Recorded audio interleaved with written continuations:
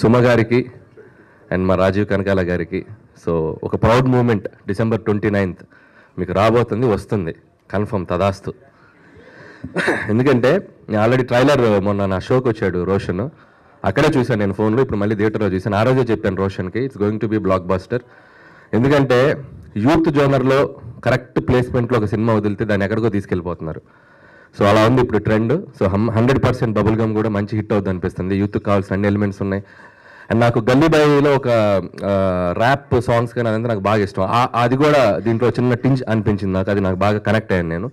So ఇంకా చాలా elements ఉన్నాయి, మంచి లవ్ స్టోరీ ఉన్నట్టుంది, మంచి కెరీర్ ఓరియంటెడ్లా కనబడుతుంది. సో డెఫినెట్గా సినిమా మంచిగా రవి తన ప్రీవియస్ ఫిల్మ్స్ కూడా చూశాను నేను, చాలా బాగా తీశారు. అండ్ డెఫినెట్లీ సినిమా ఇంకా పెద్ద హిట్ అవుతుంది అనుకుంటున్నాను. అలాగే మానసి ఫస్ట్ ఫిలిం, సో నీకు కూడా all the best.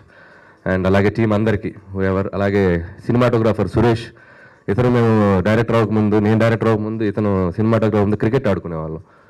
So finally నువ్వు కూడా లైమ్ లైట్లోకి వచ్చావు, ఆల్ ద బెస్ట్ సురేష్, ఇంకా మంచి మంచి ఫిలిమ్సే. ఇకపోతే రోషన్ గురించి చెప్పాలంటే already most talented parents.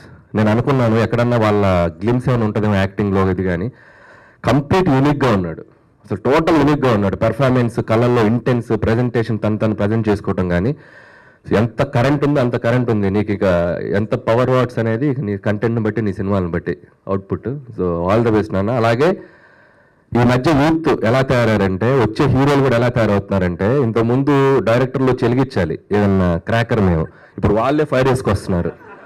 So అంత ఎనర్జీతో వస్తున్నారు వీళ్ళు. సో ఇక వీళ్ళు ఇక ఎలా ఉంటుందో మీరు రేపు స్క్రీన్ మీద చూడండి. సో వన్స్ అగైన్ టీం అందరికీ ఆల్ ద బెస్ట్.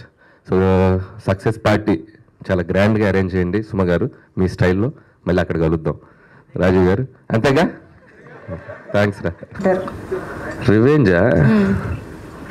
రివెంజ్ అంటే పర్టికులర్గా మనుషులనే ఉండరు, మనకి ఫ్లోలో ఎవరు అనిపిస్తే వాళ్ళ మీద తీర్చుకోవటమే. అంతే, ఎవరో ఒకరు మనల్ని ఇరిటేట్ చేస్తూనే ఉంటారు. ఇప్పుడు పోనీ స్టేజ్ పైన ఉన్న వాళ్ళల్లో నీ మీద వెళ్ళేవాడిని పిలిచి మరి మైక్ ఇచ్చావు తెచ్చుకోవాలి. సో అది డైలీ రొటీన్ లో భాగం అంటే రివెంజ్ అంటే ఇట్స్ లైక్ ప్రొఫెషనల్ గానా పర్సనల్ గానా అదేం ఉండదు. మనం వెళ్తున్న దారిలో మన సక్సెస్సే ఏదైనా. మనల్ని సపోజ్ ఎవరైనా క్రిటిసైజ్ చేశారంటే మన సక్సెస్తో చెప్తాం, మనల్ని ఎవరైనా అప్రిషియేట్ చేశారంటే వాళ్ళని మనం హ్యాపీగా వెళ్తాం. సో రివెంజ్ అని ఇట్స్ లైక్ నేనేదో పగబట్టి వాళ్ళ మీద చేసేదే ఉండదు. డూ హానెస్ట్గా వర్క్ చేయటం, మన వర్క్ తోటి ఏదైనా సమాధానం చెప్పాలి, దట్స్ ఇట్. సక్సెస్ తో సమాధానం చెప్పడమే రివెంజ్. అది ఎవరు అమేజింగ్ లైన్ అసలు ఇది. అంతేగాని సుమోలు కత్తులు వేసుకెళ్ళి మనమే అంత super. Thank you so much Anil గారు.